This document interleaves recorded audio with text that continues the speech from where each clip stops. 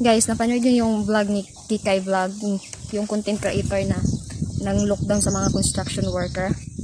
Alam niyo guys, yung nakakatawa pa kasi piniflex siya ng mga ng mga ex niya na construction worker kasi dun sa video niya na nag-viral.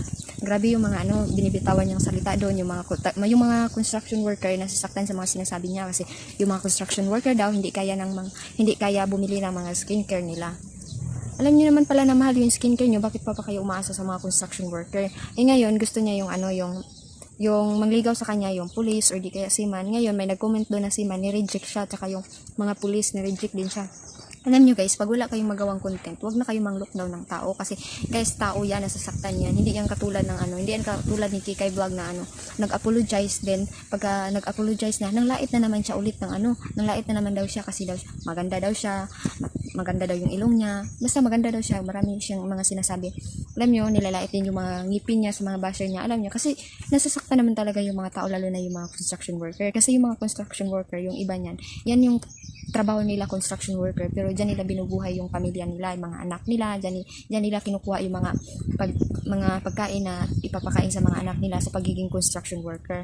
Tapos ngayon nagpapaawa-awa na naman ipik siya sa mga video niya dahil daw OFW siya, OFW din, OFW, daw marangal naman daw ang trabaho. Ano pala yung bubo talaga tong tao na to kasi marangal daw yung OFW, oo marangal. Eh ano pala yung construction worker, hindi ba yun marangal?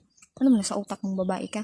Maraming naiinis sa'yo dahil yung bunganga mo minsan, pigil-pigilan mo sa panglulukdan ng mga tao. Kung wala kang magawang content, mag-isip ka ng may content mo, hindi ka gumagawa ka ng video na mang-lockdown ka ng kapwa mo rin yung mga kababayan mo, kapwa mo tao.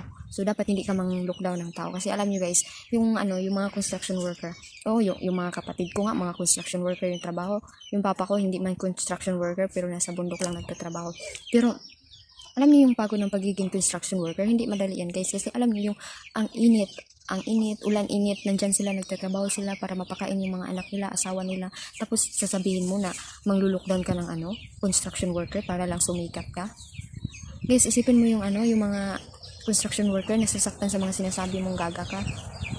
Sana naman mag-isip ka muna bago ka magbitaw ng salita. Kasi guys, tapos pag binabash ka ng mga tao, magpaawa ka, magpapaawa ka, hindi ka naman kaawaan, makapanglait ka ng kapwa mo, kala mo kung sino kang mayaman.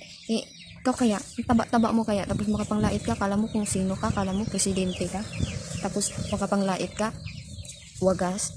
Alam mo, ayusin mo yung ugali mo kung ayaw mo mabash ng mga tao. Tingnan mo yung mga video mo. May babae din na ginaya lang daw niya yung content ni Kikay Vlog. Ngayon, binabash kayo dahil sa mga pinagagawa niyo sa social media.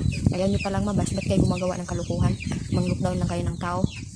Yung iba naman, yung naman nila, yung ari nila, yung binavlog nila dahil daw sa pagiging pukpok nila, kumikita sila. Proud pa sila doon. Ayaw din ng construction worker kasi daw mahal daw ng skincare, hindi daw maka-afford yung construction worker. Maraming construction worker na umangat. Maraming mga construction worker na yumayaman sa pagiging construction worker nila. Tapos sabihin nyo, ayaw nyo ng mga construction worker. Malaki din yung sahod ng pagiging construction worker. Kung wala lang sila mga anak at asawa, paniguradong angat yan sila kung hindi lang sila magastos. Tapos mang-lockdown kayo, kala nyo kung sino kayo.